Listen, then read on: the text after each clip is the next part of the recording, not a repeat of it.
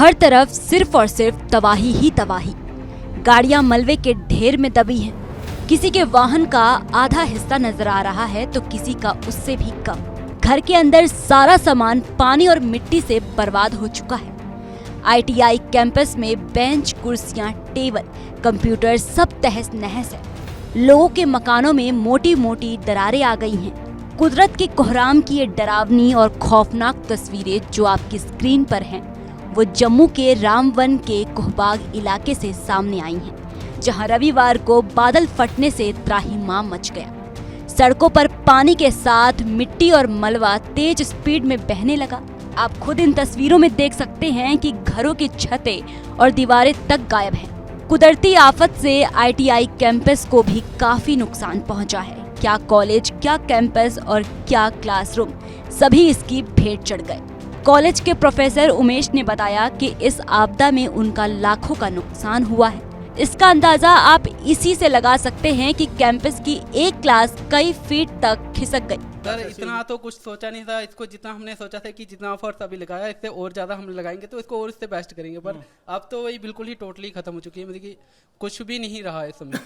कितने कंप्यूटर, कितना सामान था यहाँ पर? सर अप्रॉक्सीमेटली जो है हमें जो रिसेंट इंडेंट कर रहे थे वो तो 6 सिस्टम तो थे ही थे, पर जो कुछ पुराने सिस्टम थे जो हम 24 थे टोटल, वो उनको हम यूजेबल कंडीशन में कुछ को कर रहे थे, कुछ को हमने रखा हुआ था ऐसे साइड पे रखा हुआ था, तो वो भी कुछ वहाँ पे नहीं है अवेलेबल।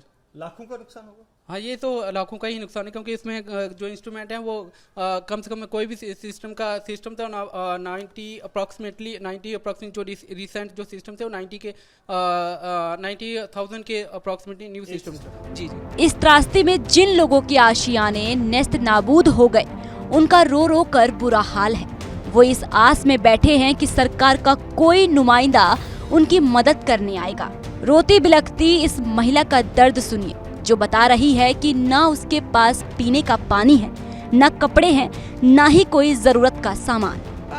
10-12 घर थे, सब के सब डूब गए। हमारे कोई चप्पल, कोई कपड़े तक नहीं बचे। हम क्या करेंगे अब? कहाँ जाएंगे? कैसे रहेंगे? चलो कहीं किराए पे कमरा लेंगे, लेकिन जब सामान ही नहीं बचा है, मलबे से ढूंढ के बर्तन निकाल रहे हैं, क्या करेंगे? कैसे, समझ ही नहीं आ रही। गुस्सा बच्चों का क्या बच्चे कपड़े गिले कर रहे हैं, पड़ोसियों ने कपड़े मांग के दिए हैं। अगर ये कपड़े गिले करेंगे दोबारा से कहाँ से कपड़े लगाएंगे इनको? कपड़े भी नहीं बचे। कुछ भी नहीं बचा है, कुछ भी नहीं। आप देखो ना, पूरे मकान ही डूब गए। तो अब आपके जहन में सबसे बड़ा सवाल क्या है? सवाल यही है, कल से हमें यहाँ कोई सुविधा नहीं मिली। हमें पानी पीने तक के लिए नहीं है। पानी कीचड़ हटा के हम पानी पी रहे हैं।